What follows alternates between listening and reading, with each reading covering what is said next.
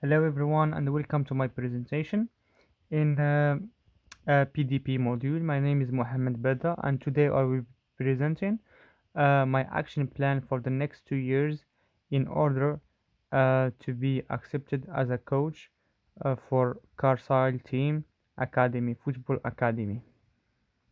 Let's start with the first slide. So this introduction section sets the tone by emphasizing how competitive elite level coaching has become early in coaching career. The focus should be on understanding the values, identifying your strength, and refining the basic skills that aligns exploration and building a strong base for a long-term growth. Moving on to the next slide. So this section here is about communication. Communication goes beyond just talking, it involves clear articulation of goals and active listening. According to Horn 2008, highlighted that successful coaches can simplify complex information and maintain consistent dialogue with the players. My goal is to refine these abilities and to become a more effective and approachable coach. Moving on to the third slide. So in this slide here, according to Gagne 1937, who emphasized that clarity in verbal communication allows player to absorb and act on coaching instructions more effectively. I also plan to be mindful of my tone and use encouraging language during both feedbacks and correction to foster a motivation environment. Moving on to the next slide. So here we have Lunenburg 2011, who explained that non-verbal cues are subtle but powerful parts of coaching. So for me as a coach, I need to be aware of how I present myself. I represent myself physically, while also I'll be able to pick up on signs of frustration, fatigue, or disengagement of the players, which is a really key. That non-verbal communication sometimes can be a successful tool to identify what's the state of your coaching and if the players are engaged with you or not engaged. Moving on to the next slide. So this slide is about mentorship and networking for career growth. So having mentors and building strong professional network are crucial steps in the coaching field.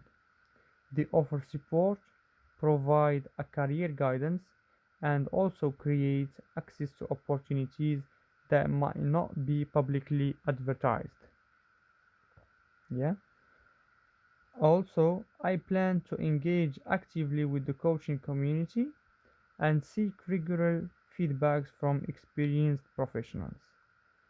So, for example, one of what I have done is that I have been a football coach for the uni team, like a coach assistant, and this have really helped me to develop a lot of skills, and that I will be working on it on for the next 2 years, hopefully with a better team and a more structured team to get more experience from coaches who have already been there. Moving on to the next slide. So this slide is about qualifications and the UFAB. So obtaining the UFAB license is essential for entering academy level coaching role, especially for Carlisle Football Team Academy. In the job description, uh, they have asked for UFAB as a qualification that they require to have in the applicants in order to be accepted for the job role. Not only the UFAB qualifications, but also other qualifications such as safeguarding, which is really mandatory qualifications to obtain as a coach. And according to UFA 2019, the course of the UFAB offers a comprehensive training in the session planning, player management, plus communication.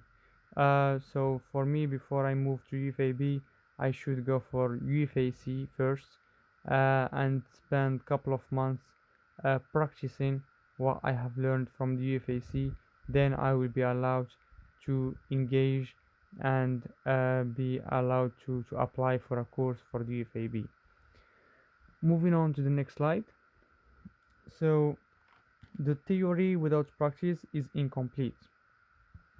I plan to volunteer at local clubs, youth academies, and schools. This hand on experience, combined with feedback, will accelerate my development and knowledge in the field. Moving on to the next one.